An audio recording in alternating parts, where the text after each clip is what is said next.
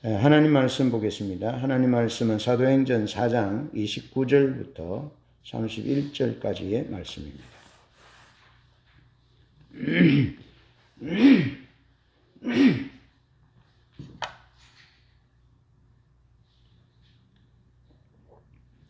사도행전 4장 29절로 31절 함께 봉독합니다. 합독합니다. 시작.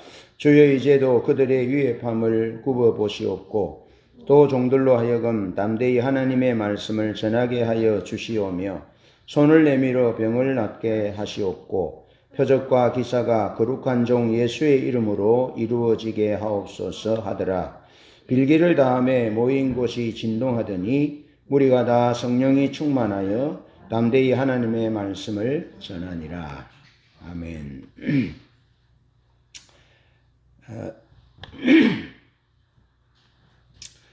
요즘 세상이 돌아가는 것을 보면서 여러분들이 아마 여러 가지 많은 것을 느꼈을 겁니다. 세상에 움직이는 추는 돈을 따라 움직입니다. 그래서 정치와 경제에 대한 얘기도 정치도 돈을 따라 움직입니다. 또 정치를 따라서 돈이 움직인다 그렇게도 말할 수 있는데 돈이 있는 곳에 권력이 있습니다. 산업혁명 이후에 돈이 권력이 되잖아요. 권력이 주도했던 세상을 산업혁명 이후에 부자들이 많이 생깁니다. 수입이 많이 생기니까 그것이 이제 권력이 되는 거죠. 그래서 오늘 우리나라의 상황을 이렇게 주시해서 보면 왜 다른 나라에 종속된 것처럼 대한민국의 국회의원이고 대한민국의 공무원들이고 대한민국의 사람인데 왜 또 다른 나라의 이익을 대변하는 것처럼 또 다른 나라 사람들에게 혜택을 주는 왜 그런 정책들과 그런 방향들로 살아가느냐라고 볼 때 그 속에는 권력도 권력이지만 돈이 있다는 겁니다. 이익에 따라 움직이는 거죠. 우리나라의 정치도 그렇고 세계 정세도 그렇습니다. 자국의 이익을 우선시하는 국가주의. 그리고 거기에 그런 행보에 따라서 나타나는 문제점은 기존의 전통적인 가치를 무시하게 된다는 겁니다. 진리와 정의와 자유, 이런 약자들을 돌보는 이런 성경적인 그 가르침, 윤리적인 가르침, 이런 부분들이 아무 소용이 없는 것처럼 되어 버리는 거죠. 그래서 우크라이나와 러시아의 휴전을 주도하는 미국이 어떻게 결론을 내릴지는 모르지만 초기에 시작될 때는 참으로 가슴 아픈 그런 행보들이었지 않습니까? 미국의 이익을 위해서 한 국가의 원수를 무참히 안 주고 부끄럽게 만드는, 그래서 그 나라의 희귀한 광물 자원들을 탐내고 국가의 이익을 생각하면서 전쟁 물자 지원을 배상하라 하는 이런 부분들로의 접근은 참 마음이 많이 아프고 미어졌습니다. 제 마음이. 그렇게 결론 나고, 그 휴전 협정이, 체결되지는 않았지만, 어쨌든 그 속에 그 내면을 들여다보면, 돈과 관련된, 이익과 관련된 그런 면들을 간과할 수 없다라는 겁니다. 그런 부분들을 보셔야 된다는 겁니다, 우리가. 그런 부분들을 보셔야 된다. 그러면서 여러분, 이 시대에 왜 사람들이 교회를 필요로 하지 않을까요?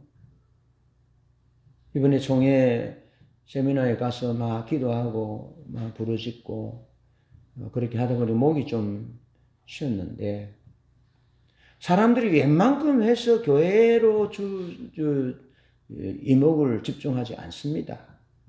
왜 그렇겠습니까? 세상을 따라서 세상의 번영과 화려함과 세상이 추구하는 이익과 이런 것들을 따라서 혈안이 되어 있다 보니까 정신없이 살아가다 보니까 영적인 세계에 대해서 이 내면 세계에 대해서 하나님 나라에 대해서 이 사후 세계에 대해서 생각하지 않는다는 겁니다. 성경은 그렇게 말합니다. 우리의 그 사람은 후패해져 가지만 우리의 속사람은 날로 새롭다. 겉이 중요한 것이 아닙니다. 속이 중요한 거죠.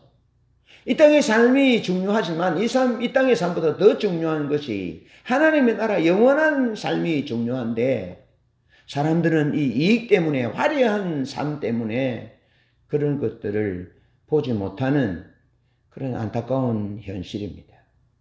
그래서 사람들이 어떻게 하나님께로 돌이킵니까? 이제 병이 나서 고칠 수 없이 더 이상 어떻게 할 수 없을 때 그때 주님 앞에 나오는 경우도 있고 영적인 세계에 대해서 눈을 돌리는 그때에 비로소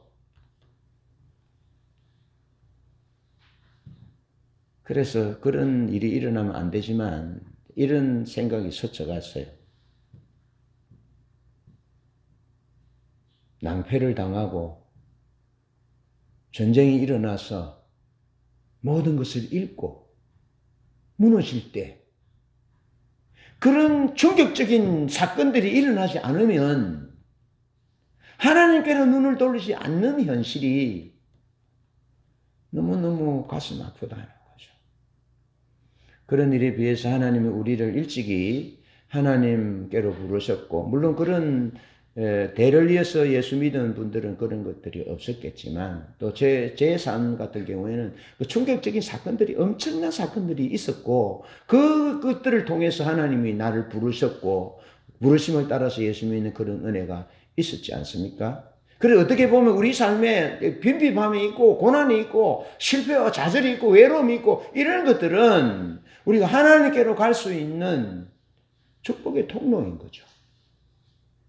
감사할 수 있기를 바랍니다. 하나님은 우리를 부르실 때 여러 가지 환경을 통해서 사건을 통해서 순수히 부르시고 응답하는 사람도 있지만 그런 사람은 소수에 불과하고 우리 환경을 흔드셔서 하나님이 우리를 하나님께 이끄시는 경우들이 허다하다 하는 겁니다.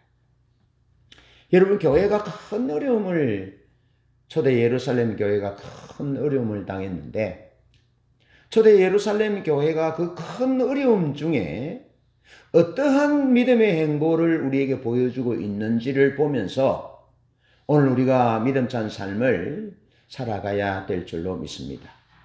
초대 교회에 큰 핍박이 있지 않습니까? 어려움이 있지 않습니까? 그 어려움은 베드로와 요한이 성전에 기도하러 가다가 안전병이 남에서부터 안전병이 된 자를 예수 그리스도의 이름으로 고쳐주지 않습니까? 은과 금은 내게 없거니와 내게 있는 것으로 너에게 준다. 그 나사렛 예수 그리스도의 이름으로 일어나 걸어라 라고 말씀하잖아요. 분명하게 대비하고 있습니다. 은과 금은 내게 없다. 그렇지만 나에게 있는 예수 그리스도의 이름으로 일어나 걸어라 라고 그 사람을 일으킬 때에 그 사람이 일어나지 않습니까? 그러니까 수많은 사람들이 그 사람을 알거든요. 예. 거기 동참한 사람들이 그 사람을 잘 알지 못하는 사람도 있었지만 어쨌든지 뭐 대다수가 그 사람을 아는 이 사람은 남에서부터 성전 미문에 앉아서 구걸하던 자였다. 그리고 이 사람이 나이가 40세라고 성경은 기록하고 있거든요. 그러니까 그 긴 세월 동안 가족들이 그를 성전 미문에 데려다 놓고 구걸하게 만들고 앵벌이는 아니었겠죠. 그죠? 그리고 다시 데려가고 그렇게 해서 살았던 그 사람이 그 꽃 띄고 하나님을 찬양하는 모습을 보잖아요. 그러니까 사람들이 놀랍고 놀라서 솔로몬 행각에 몰려들어서 베드로 요한을 붙잡습니다. 예. 그때 베드로 요한이 그렇게 말하잖아요. 왜 사람들아 왜 우리를 주목하느냐? 이 사람을 낫게 한 이는 예수 그리스도의 이름이고 예수 그리스도의 이름을 믿는 믿음이 이 사람을 일어나 걷겠다 하고 예수 그리스도를 높이잖아요. 그러니까 놀라운 역사가 일어납니다. 그리고 5천 명이나 되는, 남자만 5천 명이나 되는, 그러니까 수천 명의 수만의 사람이 예수를 믿는 역사가 일어났습니다. 할렐루야. 근과 음이 우리에게 꼭 필요합니다. 근과 음이 꼭 필요해요. 우리가 살아갈 때 필요한 하나님의 선물이에요. 그런데 그것이 과도하여 그것의 노예가 될 때 그것이 우상이 되는 것이고 그것이 신이 되는 것이 문제인 거죠. 이 시대가 그렇다는 겁니다. 이 세계가 그렇다는 것입니다. 그런데 베드로는 분명하게 얘기합니다. 근과 음이 중요한 것이 아니다. 근과 은이 이 사람을 낫게 하는 것이 아니다. 이 사람을 낫게 한 이는 예수 그리스도. 여러분이 십자가에 못 박아 죽인 예수 그리스도. 부활하신 그분을 믿는 믿음이 이 사람을 온전하게 한다. 다시 말해서 인간의 근본적인 문제의 해결은 예수 그리스도의 이름에 있고 예수 그리스도의 이름을 믿는 믿음에 있다라는 것을 베드로와 요한 사도가 분명하게 예루살렘 교회 사람들에게, 예루살렘 청중들에게 오늘 우리에게 이 사실을 말해주고 있는 것입니다. 그런 일이 일어납니다. 그런 일이 일어나니까 놀랍지 않습니까? 여러분, 예루살렘 도시에 5천 명이 오병이어의 기적으로 먹었다 할 때 한 2만 명이 먹었다. 그렇게 보잖아요. 수만 명이 교회로 들어온 거예요. 수만 명의 사람들이 예수 그리스도가 메시아이신 것을 믿게 된 거죠. 그러니까 그 기존의 전통적인 가치를 가진 그 영적 종교 지도자들이 야단이 난 거예요. 난리가 난 거예요. 예, 난리가 난 거죠. 그래서 그들을 부릅니다. 사도들을 불러서 그들을 경계하고 위협하면서 예수 이름으로 말하지도 말고 가르치지도 말라. 그렇게 이야기를 합니다. 여러분, 베드로의 설교 내용은 이제 베드로가 그 병을 고치고 안전병이가 일어나고 난 뒤 사람들이 모이니까 베드로가 그 청중들에게 설교하지 않습니까? 그 설교를 들은 청중들이 이제 남자만 5천 명이 예수를 믿게 된 거죠. 베드로의 설교가 어떤 설교냐면 이 사람을 일으킨 이는 예수 그리스도다. 예수 그리스도를 믿는 믿음이 그를 일으키셨다라고 얘기하거든요. 그런데 그는 너희들이 죽인 예수다. 너희들이 죽여서 법 없는 자들의 손을 넘겨서 십자가에 내어준 예수 그리스도 그분이 이를 낫게 했는데 사실은 너희들이 알지 못해서 그랬다. 라고 그들의 죄를 좀 부드럽게 만듭니다. 너희들이 알지 못해서 그거 맞잖아요. 알지 못해서 그렇다. 그러면서 하나님 앞으로 돌아올 수 있는 여지를 문을 열어주고 있습니다. 그냥 강압적으로 하는 것이 아니고 너희들이 알지 못해 그 예수가 이를 고쳤는데 그가 메시아인데 너희들이 사실 알지 못해서 그를 십자가에 못 박혀 죽었다. 그렇게 말합니다. 그러면서 그분은 모세의 율법에서 말하던 그분이다. 그리고 사무엘 선지자를 통해서 말씀하시던 그분이고 시편 2편에서 말씀하시던 그분이다. 어찌하여 열왕들이 헛살을 경영하는고 어찌하여 열왕들이 일어나서 하나님과 그 기름 부음 받은 자를 대적하는고 그렇게 이미 예언되어 있었다. 그런데 그 예언되신 그 메시아가 하나님의 역사로 오셨고 너희들이 알지 못해서 그랬지만 그분을 팔았지만 그 모든 것들은 하나님이 그 일을 주관하셨고 허락하셔서 그렇게 됐고 그리고 십자가에 못 박히신 그분은 하나님이 다시 사흘 만에 살리셨다. 그래서 이 예수를 통하여 온 이스라엘이 죄 용서를 얻고 성령이라는 종말적인 선물을 수여받았다. 그리고 그 예수의 이름을 믿는 믿음이 이런 기적을 일으켰다 하는 것이 베드로의 설교였어요. 예. 그 예수 그리스도 그분은 너희들이 알지 못해서 십자가에 못 박혀 죽었지만 그 예수는 예언된 이미 모세의 율법과 선지자의 글과 이사야 시편에 예언된 하나님의 종이고 메시아다라는 사실, 그리고 하나님의 역사 가운데 일하고 계신다. 그 예수를 믿는 믿음이 기적을 일으켰다. 그렇게 말씀하는 거죠. 십자가 부활에 또 예수가 메시아이다는 사실을 선포하는 거죠. 그래서 그 선포를 듣습니다. 예. 어떻게 보면 그 선포는 그 대제사장과 서기관과 장로들과 종교 지도자들의 눈에 보면 뭐 별거 아닐 수 있습니다. 그런데 정말 믿음을 가진 사람, 성경을 알고 메시아를 사모하고 기다리는 사람의 입장에서 보면 엄청난 메시지입니다.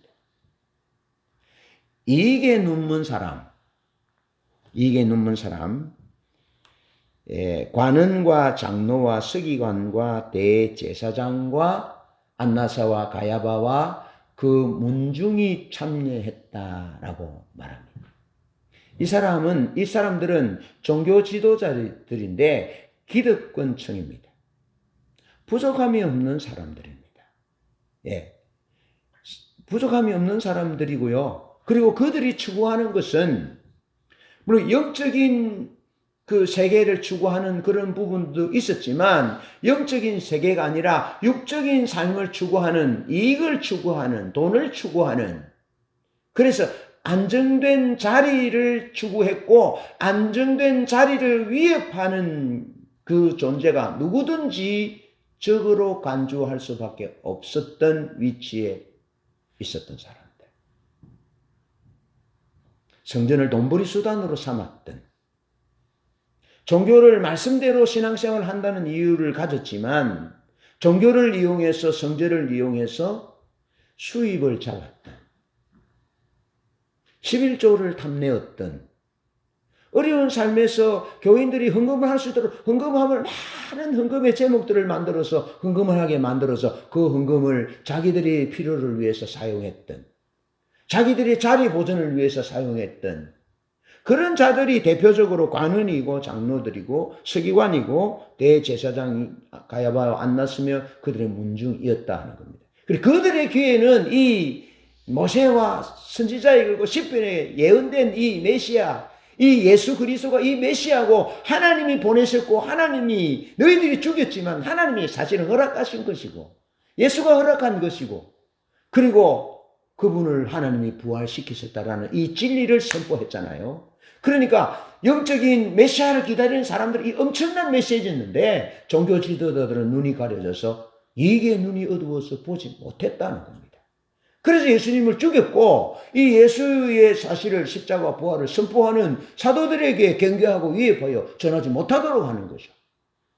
그랬지만 하나님의 역사로 안전뱅이가 살아났고 남자만 5천 명이 되는 믿는 그런 믿음의 역사가 일어났다라는 것입니다. 그러니까 이 관원과 장로와 서기관, 가야바와 안나서, 대제사장 또 대제사장의 문중이 함께 참여하여 경계하고 위협하고 예수 이름으로 말하지 말아라, 예수 이름을 가르치지도 말아라, 말하지도 말고 가르치지도 말고 함구할 것에 대해서 위협하여 제자들의 입을 막으려고 합니다.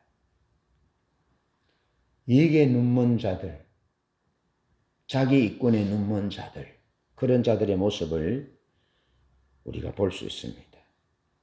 사실과 가치가 중요하잖아요. 사실이 중요하죠. 그 헌법 정신의 가치가 중요하잖아요.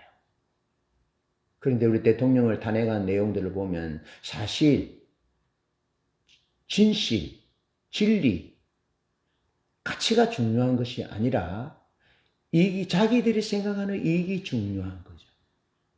그래서 사람을 막 부당하게 대우하고 공권력을 이용해서 대통령을 감옥에 가두고 탄핵하고 이런 모습들을 보이고 있잖아요.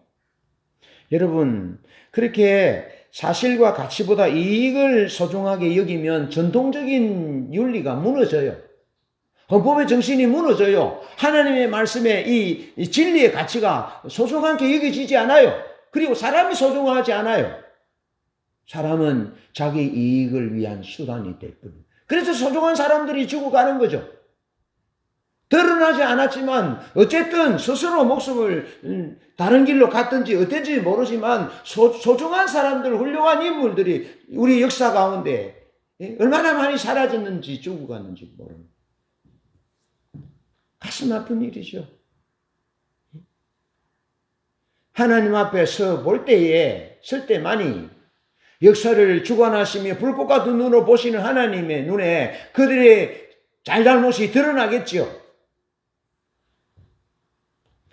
분명한 것은 여러분 사실과 가치, 진리, 복음이 존중되어져야 되고 우리나라 민주주의는 헌법이 존중되어져야 되잖아요. 그런데 그렇게 되지 못한다는 겁니다. 우리들도 그렇다는 겁니다. 우리가 자기 이익에 눈이 멀면 자기 자리에 눈이 멀고 자기 자존심에 눈이 멀면 사실과 가치, 복음의 진리, 하나님의 뜻보다는 그 하나님의 뜻과 하나님의 말씀, 하나님의 길에 대해서는 소경이 되는 거죠. 그래서 이상한 사람이 되고 마는 것입니다. 여러분 오늘 우리가 이 아침에 세상이 그리 갈지라도 오늘 우리가 다시 옷깃을 여미며 우리 삶을 돌아봐야 될 것은 내게 손해가 올지라도 나는 이익을 따라 살아가는 소인배가 아니라 가치와 사실과 진리를 따라서 진실을 따라서 복음을 따라서 예수 그리스도는 어제는 오늘이 영원토록 동일하신데 그분이 마지막 날에 우리를 심판하실 것인데 우리가 가치와 사실과 진리와 진실이 아닌 하나님의 법이 또 우리나라 대한민국의 법이 아닌 사단의 법을 따라서 자기 이익을 따라 살아갔던 부분들에 대해서 하나님께서 심판하신다고 성경은 말씀하고 있습니다. 분명히 심판하실 것입니다. 그것 때문에 우리가 어려운 삶 가운데도 고난 중에도 우리가 견디고 이기는 것이지 않습니까? 기도하고 다시 전진하지 않습니까? 그런 삶이 소중한 삶이다 하는 것입니다. 자, 교회는 그 위협하고 살기 등등하고 경계하고 협박하고 위협하고 말도 하지 못하게 하는 사실과 가치와 진리와 진실과 복음을 말하지도 못하게 하는 그런 종교 지도자들 앞에 교회는 자기들의 보호를 위해서 하나님께 기도하지 아니했다는 것입니다. 그거는 무슨 말입니까? 그들의 삶은 여전히 경계하고 위협이 있지만 자기 자신들은 이익을 따라 살지 않겠다라는 것입니다. 예? 내 자리 보존을 위해서 내가 비급하게 믿음 없이 살지 않겠다라는 선언인 거죠. 그것이 교회의 기도였습니다. 고난이 있고 핍박이 있고 여러분 언론이 통폐합되고 말할 수도 없는 그런 강압적인 독재적인 어쩌면 전체주의를 지향하는 나아가는 그러한 현실 속에서 교회는 하나님의 집, 하나님의 교회는 진리를 외쳐야 되고 사실을 얘기해야 되고 하나님의 영원한 가치를 얘기해야 된다라고 그렇게 주장하면서 하나님 앞에 기도하는 거예요. 하나님, 이 사실을, 이 진실과 가치와 진리를 말할 수 있도록 능력을 주십시오. 은혜를 부어주십시오. 세상은 돈을 구합니다. 세상은 어느 쪽이 자기에게 이익이 될 것이 저울에 올려놓고 계산합니다. 예? 어떤 여자와 결혼하는 것이 자기 삶에 좀 도움이 될까? 그런 것만 저울질합니다. 어떤 여자가, 어떤 남자가 하나님이 내게 만나게 해주신 내 남편감이고 아내감이고 그런 것이 관점이 아니라 자기 이익, 자기 개발, 자기 출세 그런 것을 위해서 기도하잖아요. 세상은 그것을 기도하지만 교회는 적어도 그래서는 안 된다는 것입니다.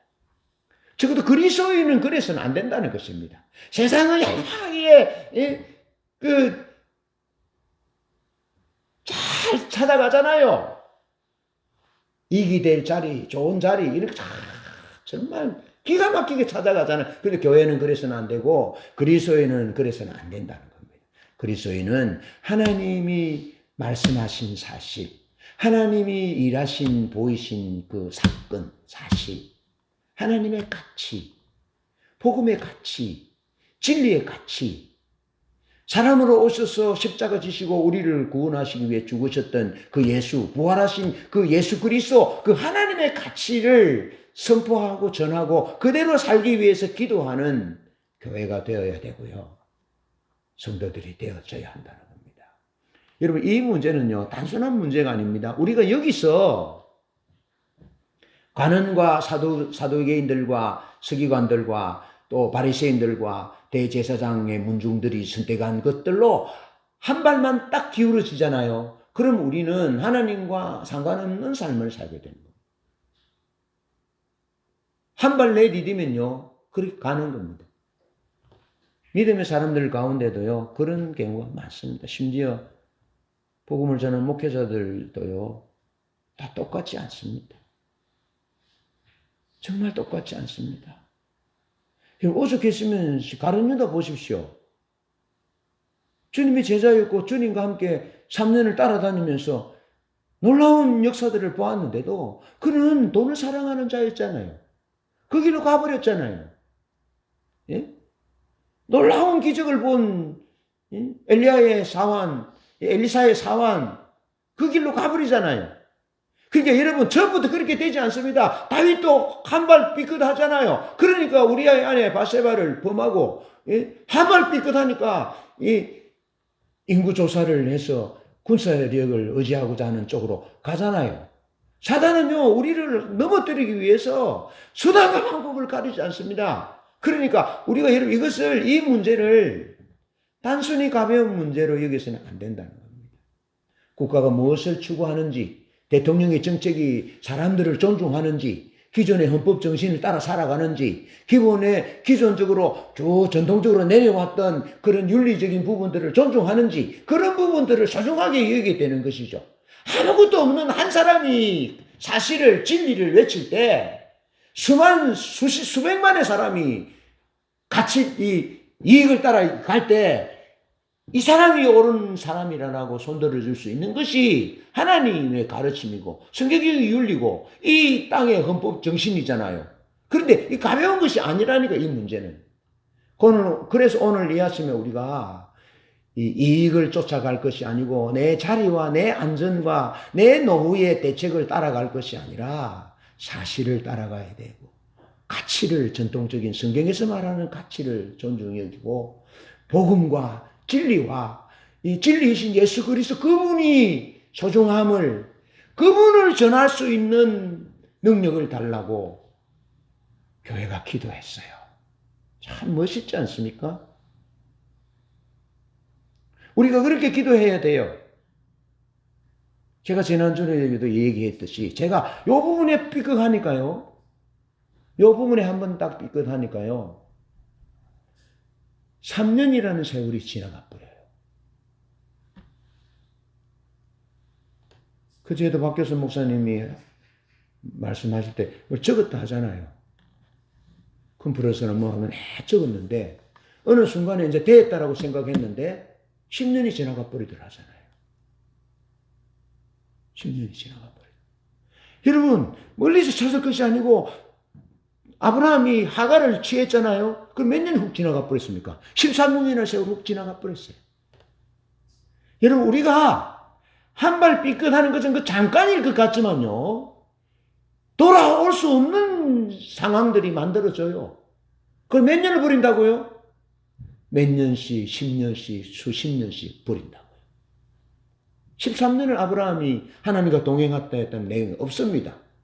인간적으로, 인본적으로 하갈을 취한 나머지 그 당시 주변 사람들이 추구했던 이익을 따라서 하나님의 가치가 아니고 그 아모리 속속들과 고대 근동 사람들이 아내가 아기를 못하면 둘째 부인을 얻어서 아기를 놓으면 그 아기가 자기 아기에게 된다는 것이 고대 근동의 그 문화였거든요. 그것이 우리나라에도 있었습니다. 그것을 선택해서 아브라함이 그 별거 아니다고 생각하는데 그것을 선택하니까 하나님의 가치를, 사실을, 진리를, 하나님을 놓치잖아요. 13년입니다.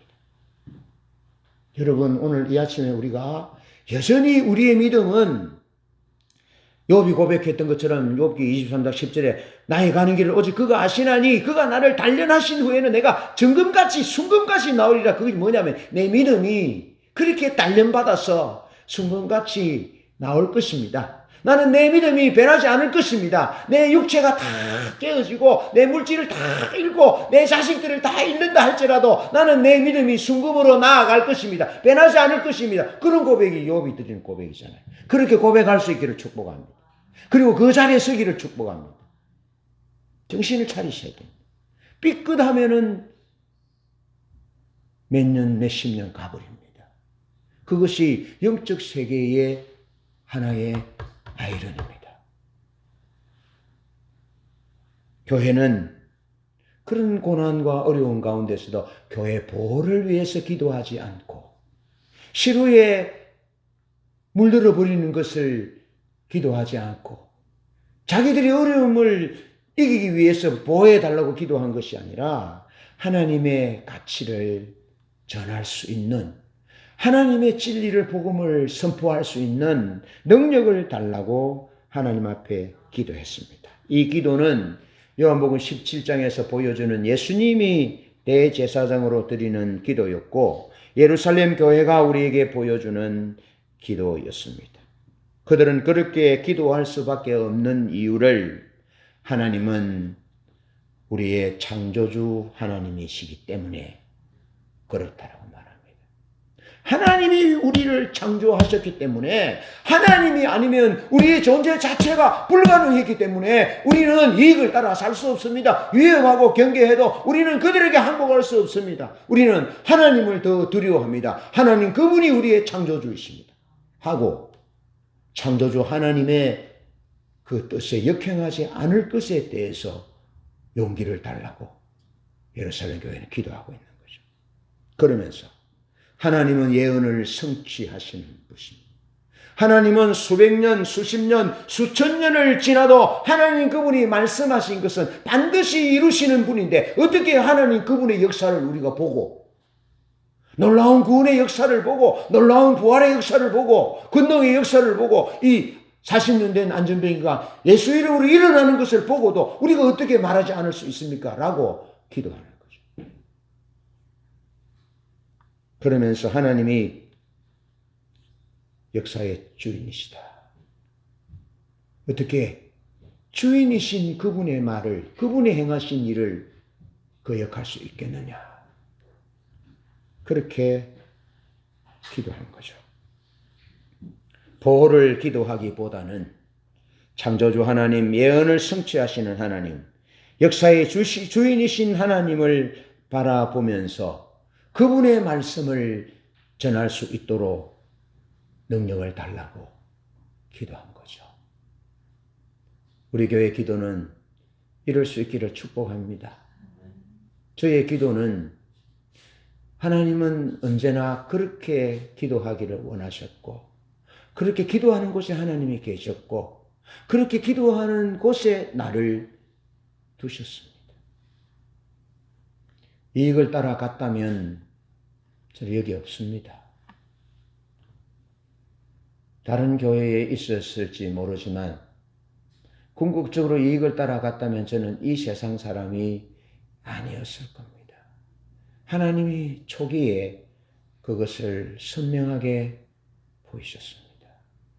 여러분, 이익을 따라 살면 살아있지만 살아있는 목숨이 아닙니다. 사실과 가치와 복음과 진리를 무시하면 그는 믿음의 사람이 아닙니다. 그는 교회 사람도 아니고 그는 가치 없는 몸뚱아리 육신이 되어버린 그런 자리에 머무르는 거죠.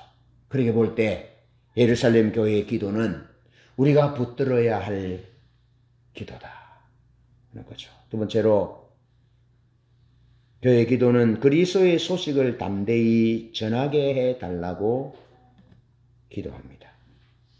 주의 이제도 그들의 위협함을 굽어 보시옵고 또 종들로 하여금 담대히 하나님의 말씀을 전하게 하여 주시오며 담대히 그리스도 예수의 소식을 전할 수 있게 해달라고 기도했습니다. 여러분, 교회는 경계와 위협하는 무리들에 대항하지 않고 하나님께 그들의 악행을 아뢰옵니다. 교회의 싸움의 대상은 그들이 아닙니다.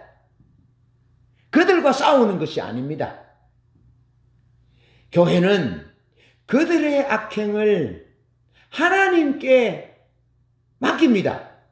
심판은 하나님께 맡깁니다. 그리고 교회가 해야 할 일을 본질적인 일에 초점을 맞추고 그 일을 감당하게 해달라고 말씀하고 있습니다. 그리스도인은 싸우는 존재가 아닙니다. 그리스도인은 미워하는 존재가 아니고 그리스도인은 상대방에 관계없이 상황과 환경에 관계없이 사랑하는 존재입니다. 그것이 그리스도인의 특징입니다. 여러분, 광야 40년 이스라엘 백성들이 얼마나 모세를 원망합니까? 하나님을 원망합니까? 그렇지만 모세는 백성들과 싸우지 않습니다. 그 원망하면 하나님께로 가서 하나님께 말씀을 드립니다. 그러니까 싸움이 안 되는 거죠.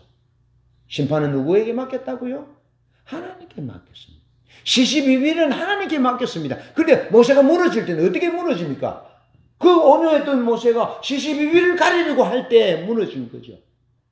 이 패역한 족속들아, 이 나쁜 놈들아, 이 은혜도 모르는 놈들아, 내가 너희들을 위해서 물을 내랴 그러면서 그 문제들을 백성들과 함께 해결하려고 부딪혔을 때 하나님의 종인 모세의 생명은 끝난 거죠. 여러분, 교회가 시위하고 데모하고 막 나가고 하는 것 의미 있습니다. 그런데 그 방법이 폭력적인 방법, 하나님이 기뻐하지 않는 방법, 세상적인 방법으로 나아가면 똑같은 불이라는 겁니다. 똑같은. 하나님 그걸 기뻐하지 않으세요. 왜 예수님이 십자가로 승리하셨습니까? 하나님의 방법은 십자가의 방법이었습니다. 예수님은 십자가 지는 것이었고 하나님이 예수님을 살리시는 것이었고 심판은 하나님이 하시는 것이었죠. 하나님께 맡기는 거죠.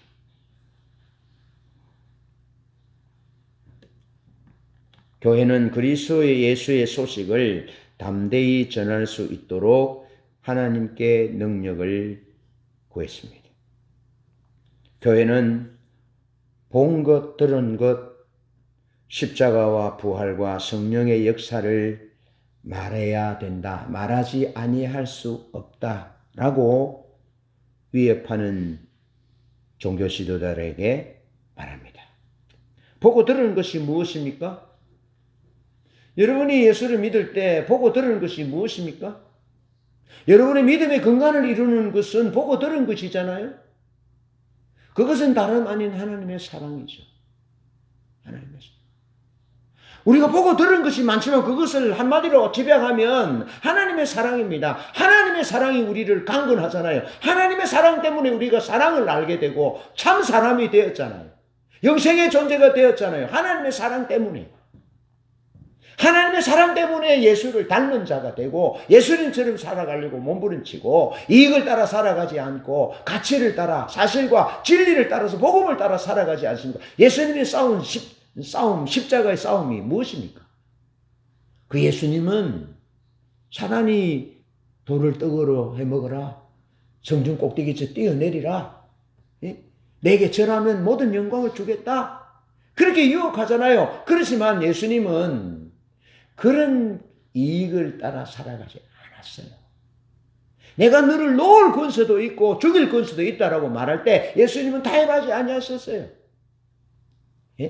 이익을 따라 자기 자리 보존을 따라 절대로 타협하지 아니하셨어요. 하나님의 가치를 사람을 살리기 위해서, 영혼을 살리기 위해서, 모든 인류를 살리기 위해서 자기 자신에게 돌아온 이익을 기꺼이 포기하고 버렸던 거죠. 그는 하나님의 본체시나 하나님과 동등됨을 취할 것으로 여기지 아니하시고 자기를 비워 사람들과 같이 되었고 종의 형체를 가져 죽기까지 복종하셨으니 곧 십자가에 죽으심이라.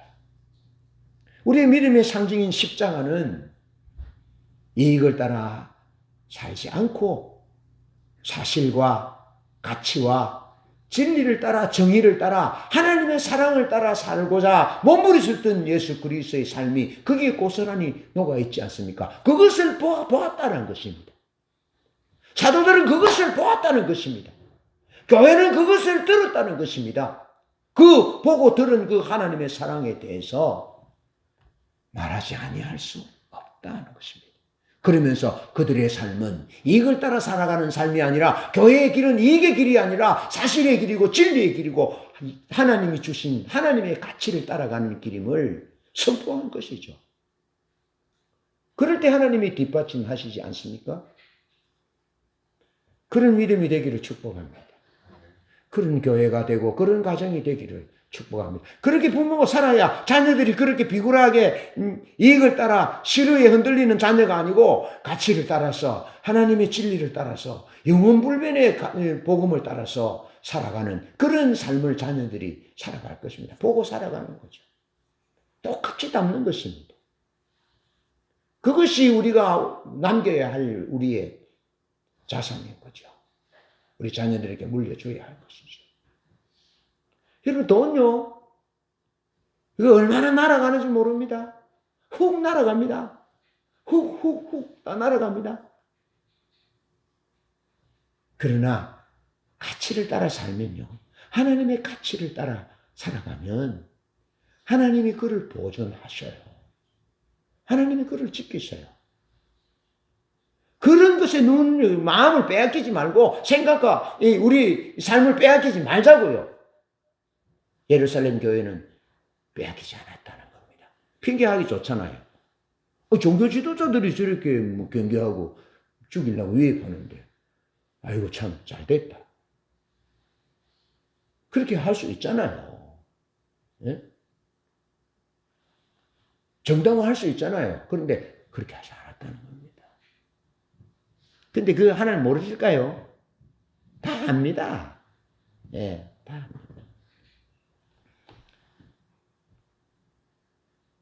교회는 보고 들은 것 십자가 부활과 성령의 역사를 말하지 아니할 수 없다. 그러니까 그렇게 짓밟힌 가치를 따라서 진리를 따라서 하나님의 길을 따라 살았더니 십자가에 밟히고 발가 벗겨져서 유혈이 낭자한 그 예수 그리스도 실패한 것 같았는데 하나님이 사흘 만에 다시 그를 부활시켰었어요. 할렐루야.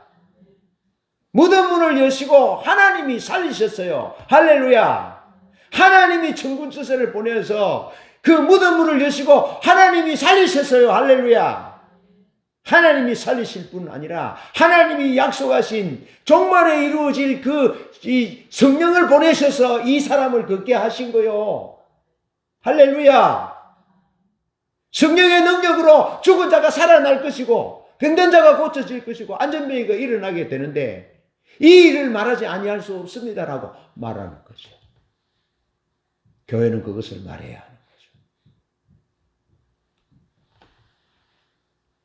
백성들 때문에 물러서는 공회와 진실과 영광의 목숨을 거는 교회의 모습이 대비되고 있잖아요.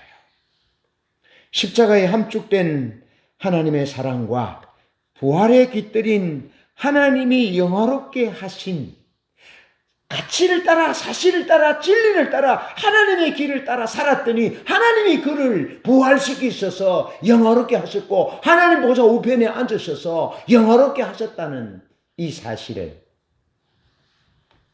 말해야 한다는 겁니다. 비록 우리가 짓밟힐지라도 그 사랑이 40년을 초월하여 안전병이 된 사람의 삶을 근본적으로 전환시키셨는데 그 예수가, 그 예수를 믿는 믿음이, 그 메시아 되신 그분이, 종말에 일어날 성령을 주신 하나님 그분이 이 사람의 삶을 근원적으로 변화시켰는데 뭐 우리 보고 말하지 말아라고요? 절대로 우리는 당신들의 얘기 듣는 것보다 하나님의 말씀을 듣는 것이 더 낫고, 우리는 보고 들은 이 하나님의 사랑과 놀라운 역사를, 우리를 회복시키는 역사를 말하지 아니할 수 없다 하고 말하는 거죠. 그것이 교회입니다. 교회의 사명은 하나님의 말씀을 전하는 것에 있고, 하나님의 사랑을 전하는 것에 있고, 하나님이 우리 위에 행하신 일들을 자랑하는 것에 교회의 사명이 있습니다. 하나님이 우리에게 놀라운 일을 행하셨습니다. 저에게, 여러분에게 놀라운 일을 행하셨고요. 여러분의 남편에게 놀라운 일을 행하셨고요. 여러분의 부모와 자녀와 가족들에게 놀라운 일을 행하셨고요. 하나님이 우리 교회에 놀라운 일을 행하셨고, 우리 교회를 통해서 놀라운 일을 행하고 계십니다. 앞으로도 놀라운 일을 행하고 계실 것입니다. 교회의 사명이 그것입니다. 그것을 해야 해요. 제가 했잖아요. 우리 건축원 거 모은 거 다 통장채로 어려운 교회 다 드리고,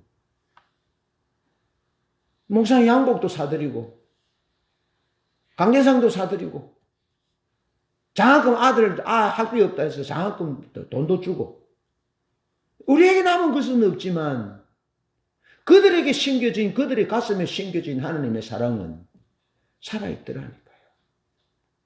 돈은 가져갈 수 없습니다. 하나님 나라. 그러나 그 사랑은 영원히,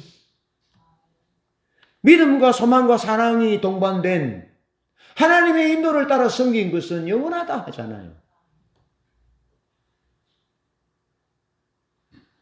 그리스도의 소식을, 하나님이 우리 위해 행하신 일들을 담대히 전하는, 그 일을 그렇게 해달라고 기도하는 성도님들이 되기를 축복합니다.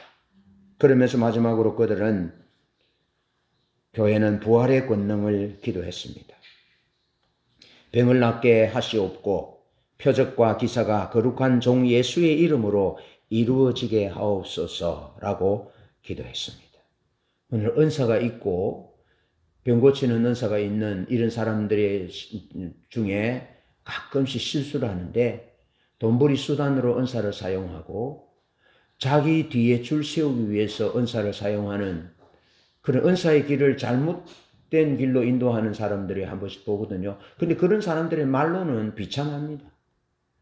왜? 하나님의 영광을 도둑질하는 거니까. 병고침을 통해 하나님의 영광이 드러나기를 기도했습니다. 그러니까 병고치는 역사가 있게 해달라고 기도하는 그 기도의 이면에는 목적이, 그 병고치는 역사를 통해서 하나님의 영광이 드러나게 해달라는 기도죠. 그것이 교회의 기도였어요. 예수께서 살아 계시며 생명을 주시는 분이심을 믿도록 기도한 겁니다.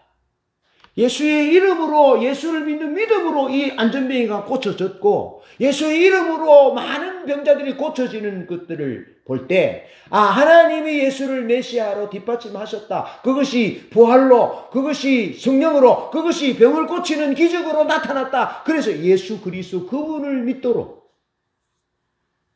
병을 고치는 역사를 달라고 기도한 거죠.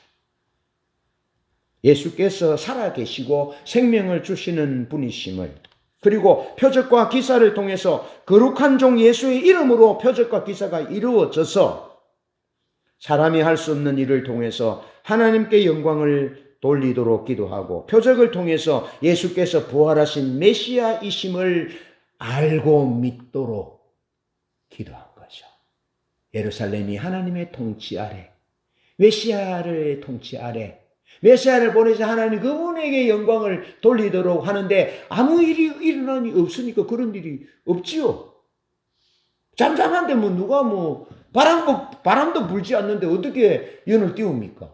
그런데 기적을 통해서, 이적을 통해서, 표적을 통해서 바람이 확 성령의 바람이 부니까 사람들이 거기에 열을 띄우고 배를 띄우고 달려가는 거죠. 예수께 하나님께로. 하나님께 영광을 돌리는 삶으로 달려가는 거죠. 그 일이 일어나도록 병을 고쳐주시고 표적과 기사가 일어나게 해주십시오. 예수 이름으로 일어나게 해주십시오. 그래서 하나님께로 사람들이 예수께로 달려가도록 새 생명을 얻도록 하나님의 목적이 이루어지도록 예루살렘 교회가 기도했다는 겁니다. 우리도 부활의 권능을 위해서 기도해야 합니다. 하나님께 영광을 돌리기 위해서 수많은 사람들이 예수가 메시아이심을 보도록 수많은 사람들이 예수 그리스도의 이름에 열을 날리고 배를 띄울 수 있도록 하기 위해서 우리가 표적과 기사가 일어나도록 부활의 권능이 일어나도록 하나님이 일하시고 계시는 것이 역사가 보여질 수 있도록 교회가 기도해야 한다. 하나님 우리 교회 성도가 많아지게 해주세요. 하나님 우리 교회 건물이 좋아지게 해주세요. 그걸 기도할 것이 아니고 우리 교회 성도들 형통하게 잘 되게 해달라고 기도하는 것은 당연히 내가 기도하는 일이지만 그보다 교회가 기도해야 더 중요한 기도는 사람들이 하나님의 영광을 보게 하시고 예수님이 메시아의 힘을 보게 하시고 예수 그리스도의 이름으로 병이 고쳐지고 표적과 기사가 일어나서 예수께로 하나님께로 나와서 새 생명을 얻는 역사가 부흥의 역사가 있게 하소서. 그렇게 우리 교회가 우리 모두가 기도해야 한다는 겁니다. 그렇게 기도하니까 어떤 일이 일어났습니까? 31절 함께 다 봅니다. 시작. 빌기를 다음에 모인 곳이 진동하더니 우리가 다 성령이 충만하여 담대히 하나님의 말씀을 전하니라. 말하지 못하도록 함부를 내려도 소용없습니다. 하나님이 그 기도에 응답하여 지진이 일어나 진동하고 성령이 충만하니 말하지 아니할 수 없는 것이죠. 하나님의 메시지를 공급받은 사람들은 결코 잠잠할 수 없습니다. 하나님이 행하신 일을 본 사람은 들은 사람 경험한 사람은 하나님의 생명을 맛본 사람은 결코 잠잠할 수 없고 잠잠해서도 안 된다는 것입니다. 사람들이 하나님의 길과 하나님의 뜻을 보도록 살아갑니다. 사람들이 내 삶을 통해서 예수를 보도록 하나님의 사랑을 알도록 하나님을 알도록 예수 믿도록 하나님께 나오도록 그렇게 살아가는 거죠. 하나님이 뒷받침하십니다. 이게 눈먼지 말고 진리와 가치를 따라 기도하고 살아가는 우리 모두 멋진 교우들이 되시기를 주님의 이름으로 축복합니다. 아멘.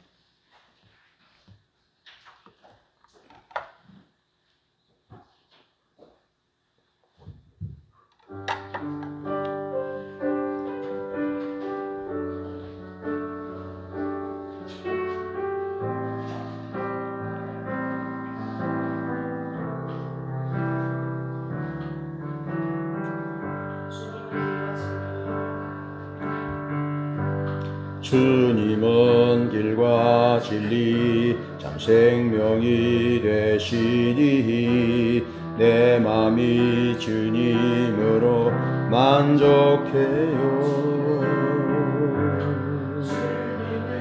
길과 진리 참 생명이 되시니 내 맘이 주님으로 만족해요. 목마른 사슴이 시냇물 찾아 헤매듯이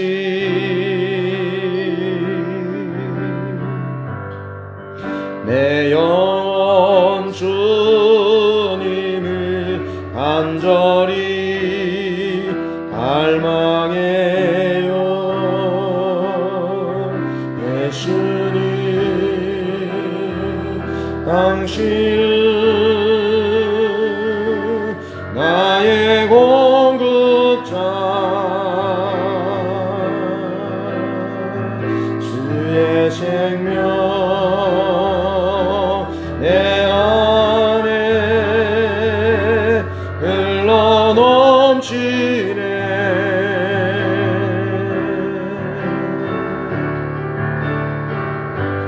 주님 나의 목적 나의 유일한 소망 예수 나의 왕 나의 주 내 모든 것으로 주만 사랑합니다 예수 나의 모든 것 나의 목적 나의 유일한 소망 예수 나의 모든 것으로 주만 사랑합니다